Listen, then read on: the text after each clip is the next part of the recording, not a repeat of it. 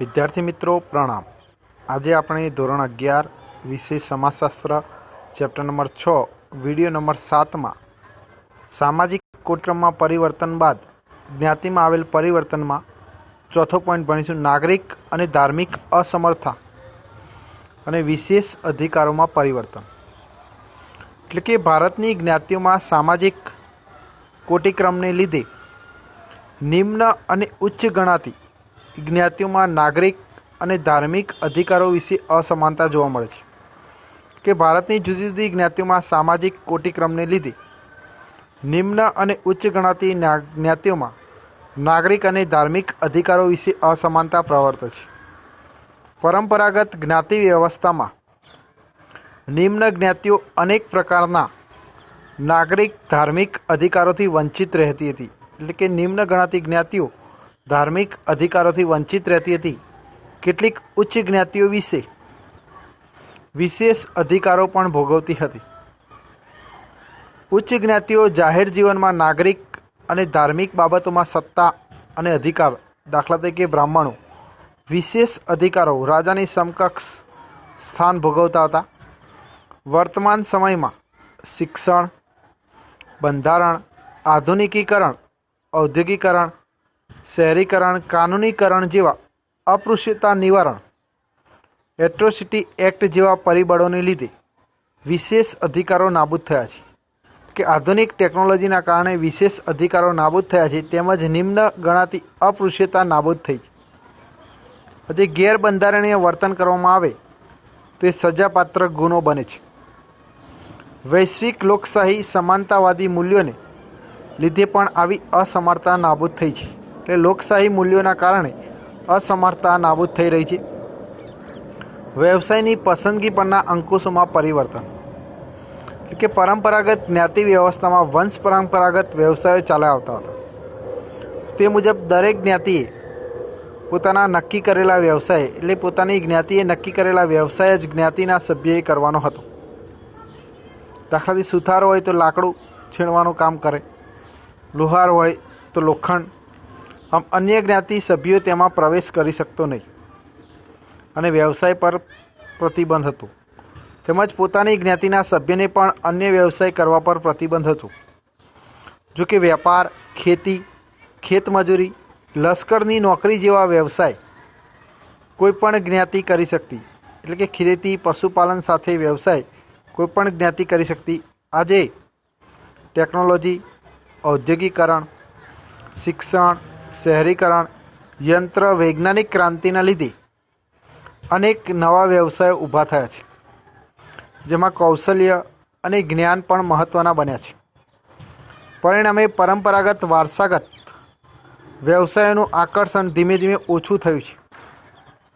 એટલું જ નહીં, પરંપરાગત વારસાગત વ્યવસાય પર જીવન નિર્વાહ કરવું ખૂબ જ અઘરું બન્યું છે।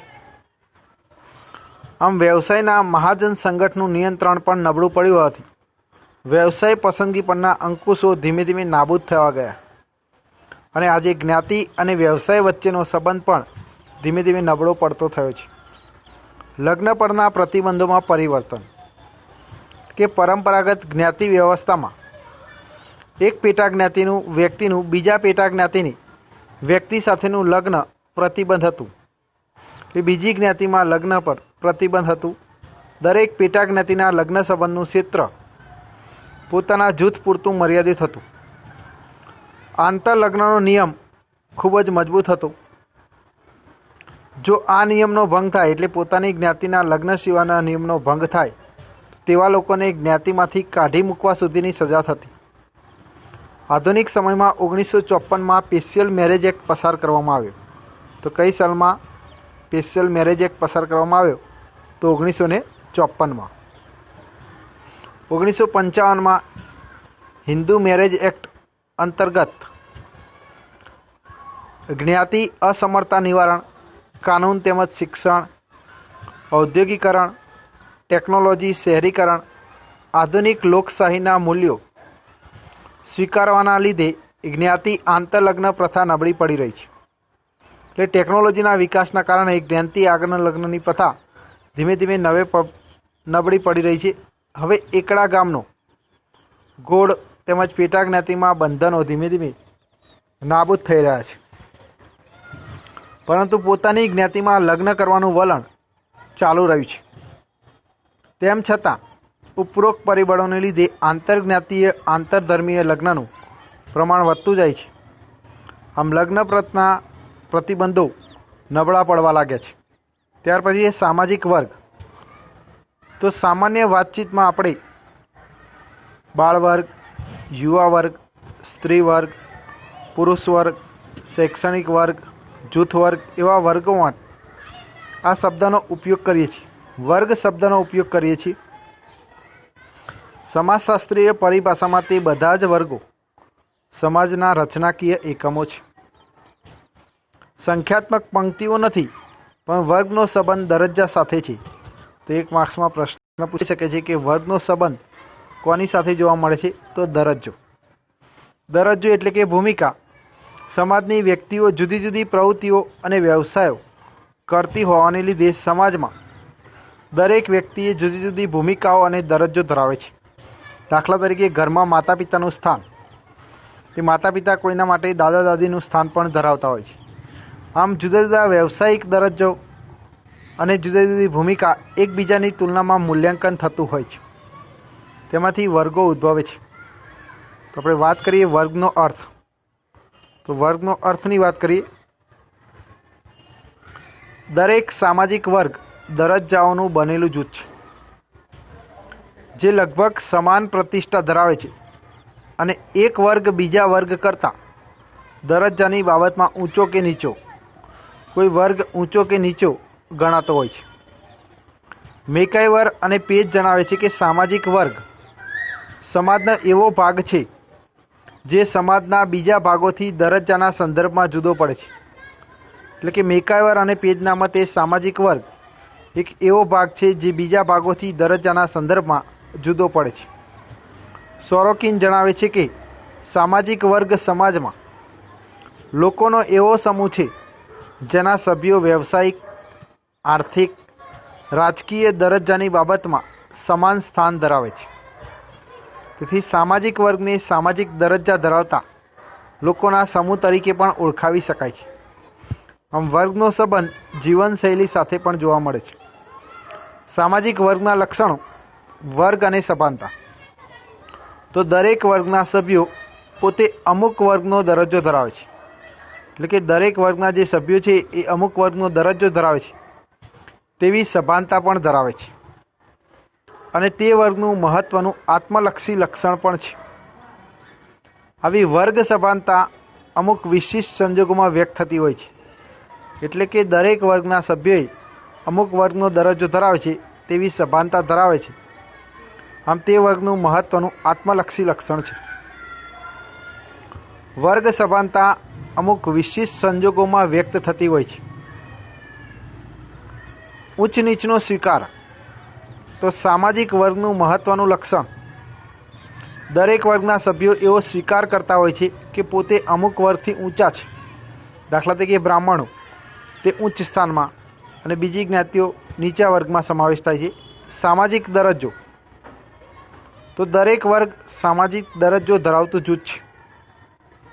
એટલે કે કોઈ પણ એક વર્ગના બધા સભ્યો આવક, સંપત્તિ, મિલકત, વ્યવસાય, શિક્ષણ, રાજકીય દરજ્જો લગભગ સમાન હોય છે.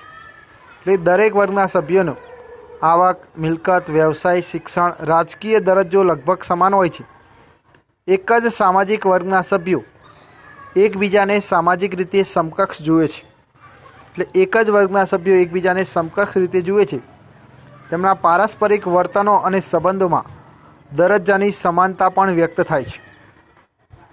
ચોથું છે આંતરલગ્ન. દરેક વર્ગ વધતા ઓછા પ્રમાણમાં આંતરવિવાહી જૂથ છે. દરેક વર્ગના સભ્યો પોતાની રીતે પોતાનામાંથી વર્ગમાંથી જીવનસાથીની પસંદગી કરવાનું વલણ ધરાવતા હોય છે. એટલે કે દરેક વર્ગના સભ્યો પોતાનામાંથી જીવનસાથીની પસંદગી કરવાનું વલણ ધરાવતા હોય છે. વર્ગનું એકમ કુટુંબ. તો વર્ગ એ એકમનો બનેલો સ્તર છે. કોઈ પણ વર્ગ એ એકમનો બનેલો સ્તર છે. વર્ગ કોટિકમના સંદર્ભમાં કુટુંબ એક એકમ છે. કુટુંબના સભ્યો સમાન વર્ગ દરજ્જો ધરાવે છે. એટલે કુટુંબના દરેક સભ્યો સમાન વર્ગ દરજ્જો ધરાવે છે. વ્યક્તિને જન્મથી વર્ગ દરજ્જો મળે છે. સમાન જીવનશૈલી. દરેક સામાજિક વર્ગની એક જીવનશૈલી હોય છે. એક વર્ગની જીવનશૈલી બીજા વર્ગથી જુદી પડે છે. એટલે કે એક વર્ગની જીવનશૈલી બીજા વર્ગથી જુદી પડે છે. એક જ વર્ગના સભ્યો સમાન મૂલ્યો, વલણો અને જીવન પદ્ધતિ પણ ધરાવતા હોય. એટલે ચોક્કસ વર્ગના સભ્યો સમાન મૂલ્યો, જીવન પદ્ધતિ અને વલણ પણ ધરાવતા હોય છે. જીવનશૈલીનો ખ્યાલ એ વ્યાપક છે, જેમાં મકાન, વ્યવસાય, જીવન કાર્ય, મનોરંજનના સાધનો જેવી અનેકવિધ બાબતોનો સમાવેશ થાય છે. કોઈ પણ એક વર્ગના સભ્યો આ બધી બાબતોમાં સમાનતા ધરાવતા હોય છે કે સમાન જીવનશૈલીમાં એક જ વર્ગના સભ્યો મકાન, વ્યવસાય, જીવન કાર્ય, મનોરંજનના સાધનો જેવી અનેકવિધ બાબતોનો સમાવેશ થાય છે. કોઈ પણ એક વર્ગના સભ્યો બધી બાબતોમાં સમાનતા ધરાવતા હોય છે. સ્વયંજનિત. તો સામાજિક વર્ગ એ સ્વયંજનિત જૂથ છે. તો સામાજિક વર્ગ એ કેવું જૂથ છે? સ્વયંજનિત. સમૂહ જીવન, શ્રમ વિભાજન, જન્મગત તફાવતો, સામાજિક વાતાવરણના તફાવતો વગેરે સમાજની સામાન્ય લાક્ષણિકતાના લીધે કોઈ પણ સ્વરૂપના વર્ગો આપોઆપ ઉદ્ભવે છે. એટલે વર્ગના સભ્યો આપોઆપ ઉદ્ભવે છે. તેથી વર્ગવિહીન સમાજ શક્ય નથી. તો માનવ સમાજ વ્યવસ્થા સદીઓથી અસ્તિત્વ ધરાવે છે. તેનું સાતત્ય જળવાય તે માટે માનવે સામાજિક સંસ્થા મહત્વની ભૂમિકા ભજવે છે. એટલે માનવ સમાજ વ્યવસ્થાના નિર્માણમાં સામાજિક સંસ્થા એ મહત્વની ભૂમિકા ભજવે છે. તો વિદ્યાર્થી મિત્રો, સામાજિક વર્ગના લક્ષણોનો પ્રશ્ન લખીને મોઢે કરવાનો રહેશે. પ્રણામ અસ્તુ.